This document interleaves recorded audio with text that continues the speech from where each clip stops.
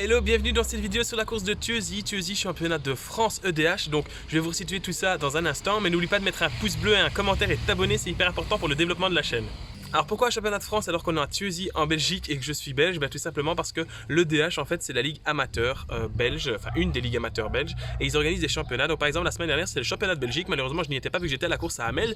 La vidéo se met juste ici dans les petites affichettes. Et donc aujourd'hui c'est le championnat de France. Donc moi je ne peux pas avoir le titre vu que je ne suis pas français. Par contre j'ai des équipiers qui sont français et qui eux pourront avoir le titre. Donc on va rouler pour eux. Donc aujourd'hui je vais être équipier et en fait c'est pas la première fois que je suis équipier, mais voilà, ça va être bien fun. Je ne connais ni les distances ni le nombre de tours pour le moment, mais je vais aller me renseigner tout de suite. Merci la moto et on se retrouve tout de suite pour vous et dans quelques minutes, maintenant une trentaine de minutes pour la course pour moi.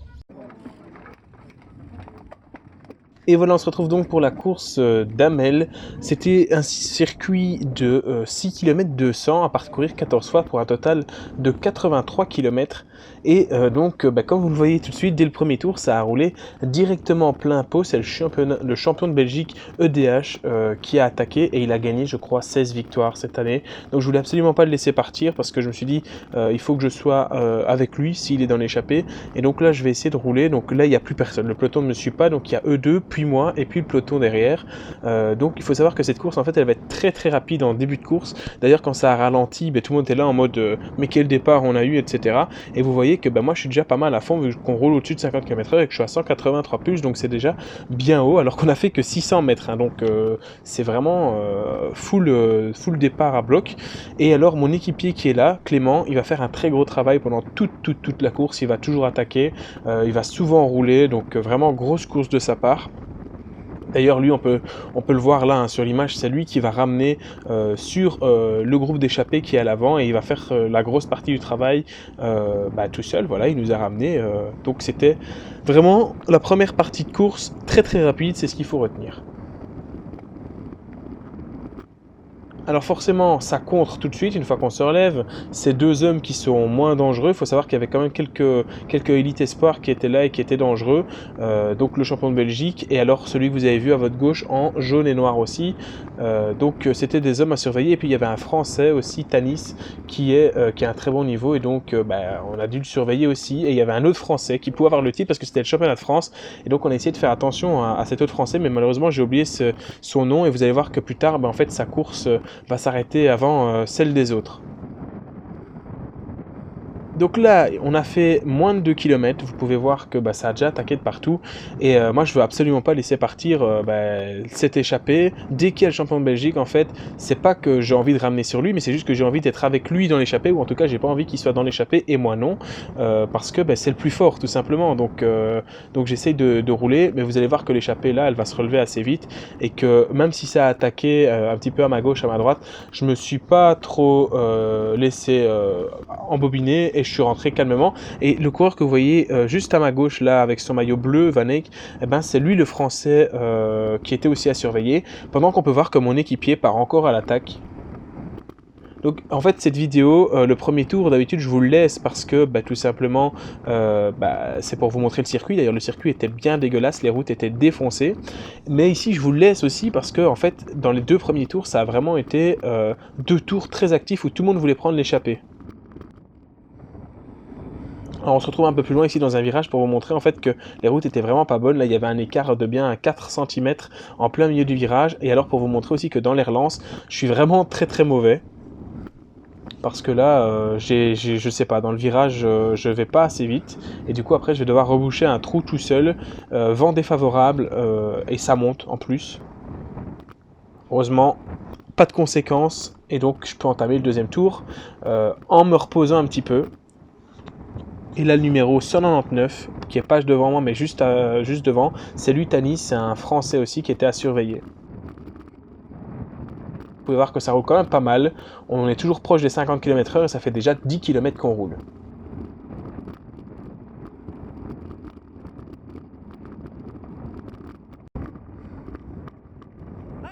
Alors là, c'est un moment où j'ai rallumé ma caméra, le numéro 72 qui était aussi à surveiller. Ben, en fait, tout simplement, je prends l'échappée, on prend une échappée à 3 en fait, au-dessus de la côte. Et donc là, on a passé plus du premier tiers de la course. Et donc je me dis, ok, il faut pas que je loupe l'échappée. Donc ça roulait très très fort. Là, on a vent défavorable, ça monte toujours, on va passer la ligne. Et donc, ben, on roule quoi. Je me dis, ok, t'es dans l'échappée, c'est le top. On prend les petits clinkers ici sur la gauche, je vais bientôt passer mon relais, voilà, je vais passer mon relais ici sur les petits pavés.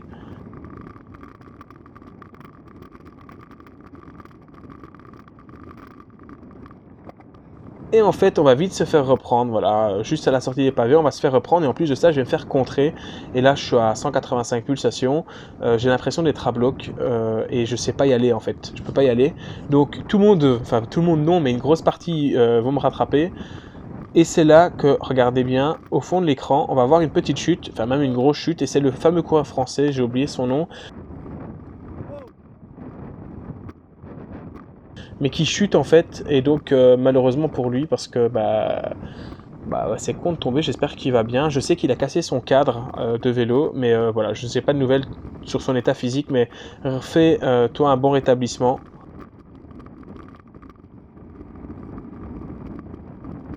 Alors, il faut savoir que dans 7 km, on sera à la moitié de la course et que dans 7 km, je vais être à court d'eau. Donc, j'aurais bu déjà mes 2 bidons. Il faut savoir que même s'il n'y a pas grand soleil, il faisait quand même chaud à cette course. Et j'aurais bu mes 2 bidons en fait après plus ou moins 1 heure de course. Et donc, je vais me retrouver sans eau parce que j'avais personne sur le bord de la route pour me donner de l'eau. Je vais me retrouver sans eau en fait pendant les 43 derniers kilomètres. Et je l'ai payé très cher parce que quand on est déshydraté, c'est jamais facile. Et donc là, je repars encore une fois à l'attaque dans la petite côte et je me fais contrer par un coureur, le fort, puis mon équipier qui y va.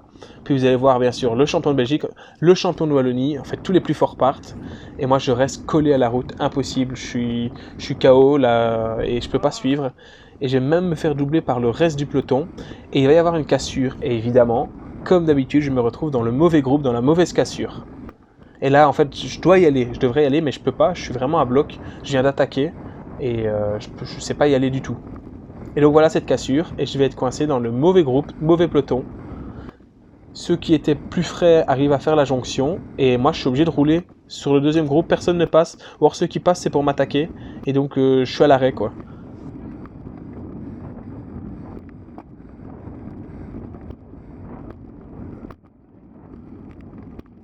Alors là, c'est Tanis, le français, qui a crevé en fait en début de course et donc là, il a repris la course avec un tour de retard. Et si mes souvenirs sont bons, il va quand même réussir à rentrer sur le groupe de devant. Et là, à ce moment-là, on est presque à la moitié de la course. Quand même déjà, ça va très très vite.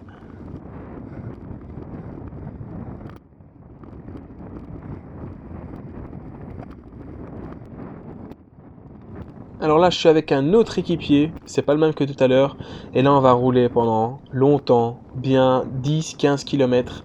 On va prendre des longs relais parce qu'en fait on est dans le groupe coincé à l'arrière et personne ne veut passer en fait, à part nous deux, voire un troisième. Quelquefois il y en a un qui va venir s'intercaler, d'ailleurs je vous le demande en accéléré, mais voilà la taille des relais, donc ça a commencé plus ou moins au 42e kilomètre et je pense que ça va aller jusqu'au 50e kilomètre, quelque chose comme ça.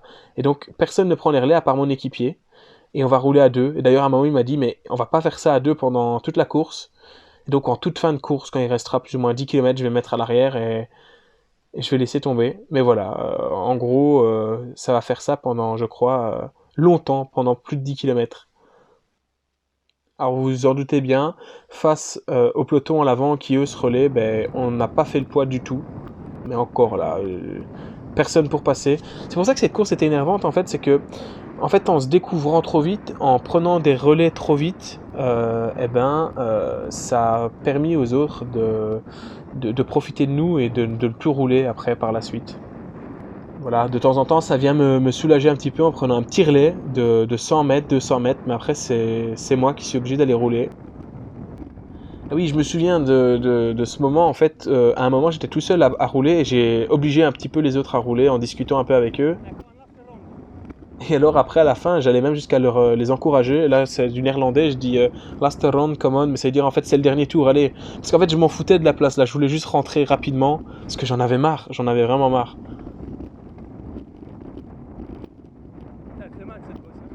D'ailleurs, ça s'entend, hein, ça c'est la dernière fois où on monte la bosse, je fais purée, mais j'en peux plus, je suis KO.